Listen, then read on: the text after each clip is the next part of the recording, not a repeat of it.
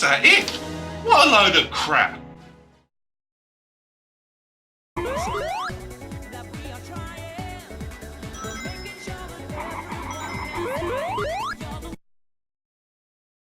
I can't believe it.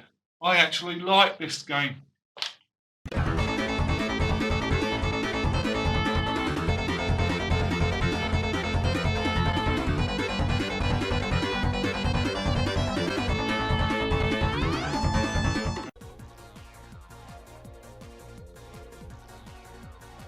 I really don't know what I just played. Is this a racing game or a platformer? I honestly don't know what this game is trying to be.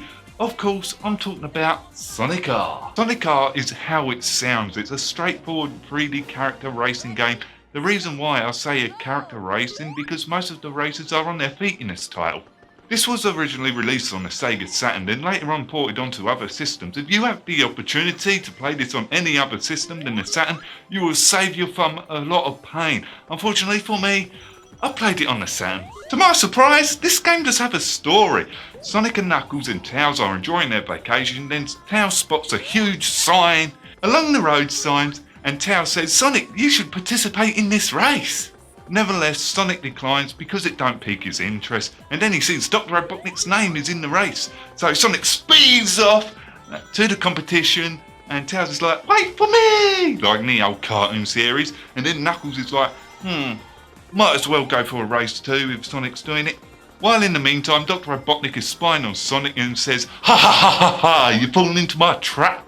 I finally will get all the 7 Chaos Emeralds now in the race."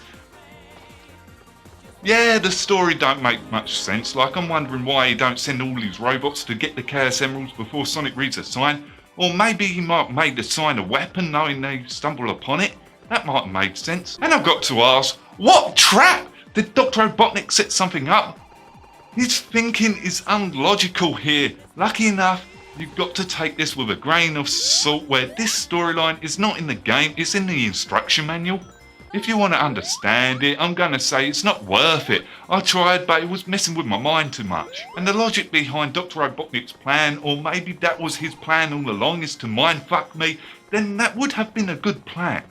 For the graphics on the Saturn, they are alright, definitely for the time that this came out, probably to the point of being ahead of its time, with all the fading effect that this game has on the racetracks. So you don't get this popping effect, however due to time like the other consoles of its time, the graphics haven't aged well. The controls will take a bit of time to get used to. At first when I entered into this, I think it was similar to normal car controls. How wrong I was, it's more like tank controls.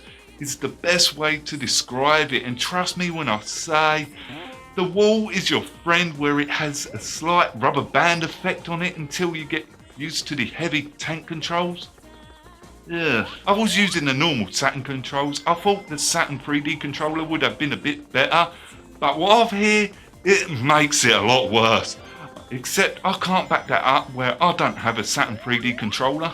You can't reverse, so if you get stuck in a spot, you have to slowly turn your character around, and this can take some time to do, and some parts on the map I did experience delayed controls. This was mainly on the Radical City stage where I jumped before the river and it took about a second for it to register, although lucky enough it seemed to be contained on this level. Each character has their own abilities to use, like Robotnik uses missiles, while Knuckles can glide in addition to Tails can fly for a short time.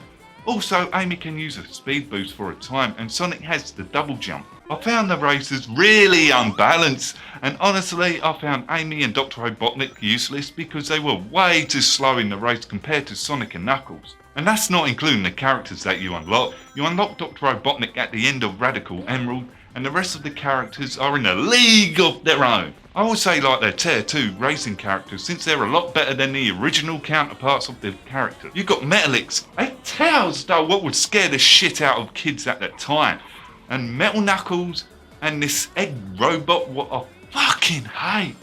And I can't forget about the game breaking, the fastest thing alive, the one, the only, famous Super Sonic!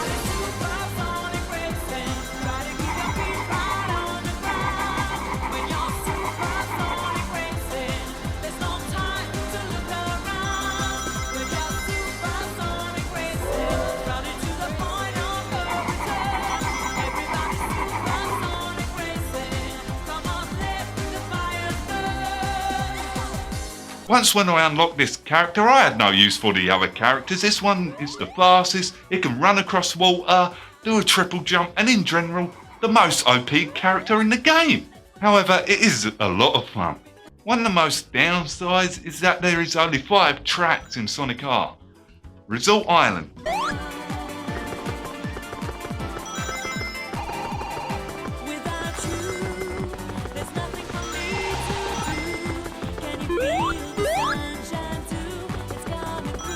Radical City.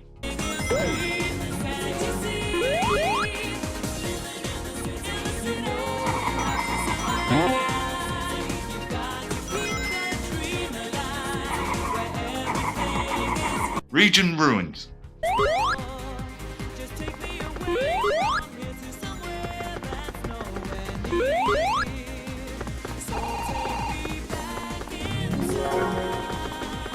Reactive Factory. Well, it's basically a chemical plant.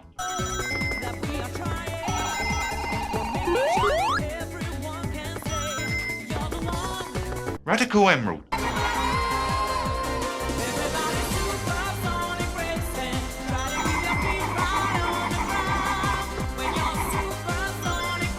I pretty much learned the ins and out of these tracks within about half an hour, maybe 15 minutes, and that's pushing it a bit. If I could add anything to this game, it would have been more tracks.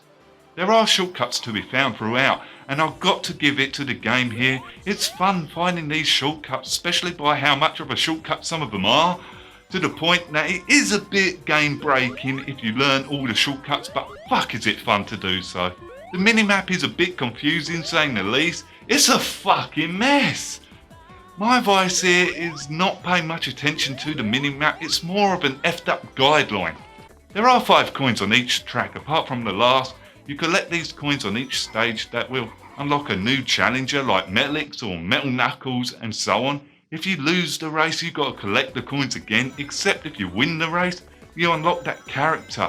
However, I've got to say, I found collecting these coins and finishing within the top 3 to be a tad bit challenging. I don't know why, but I enjoy collecting and finding these coins.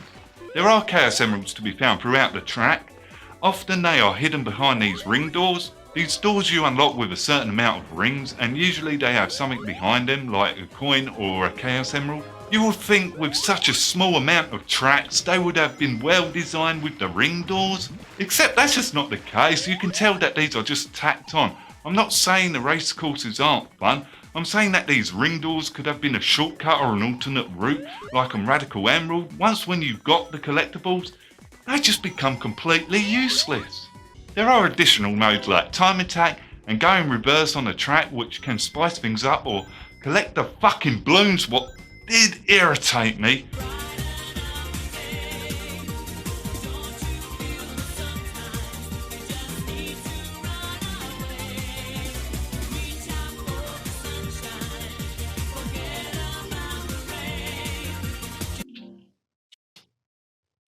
Yeah, this is the bit where I'm supposed to lose it and swear at the TV. Instead, I'm just going to do this. And a lot of the songs did get stuck in my head, like work it out, talk about it.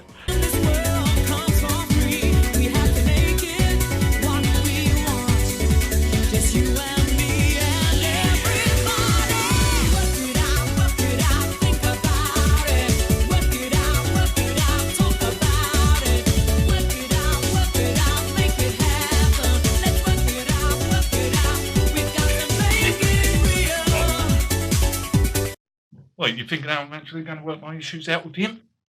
These aren't usually tracks what you get in a racing game, but, well, I enjoyed them. It made this game stick out, especially Supersonic Racing. How long the game is, it's probably around about an hour, and that's collecting the coins and the Chaos Emeralds.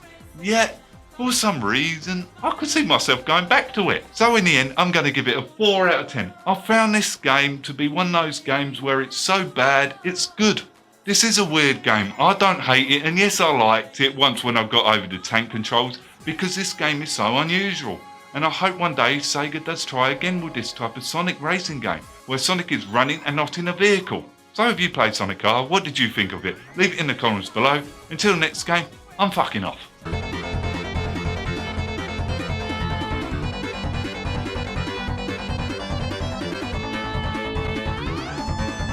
Yeah, the story don't really make much sense. Like, I'm wondering why he don't send his robots to get the Chaos Emerald before Sonic reads the sign, or made the sign, or made the sign a weapon. No, you got Metalix, a Tails doll. What scared the kids shitless at the time? Metal Knuckles and this egg robot. What's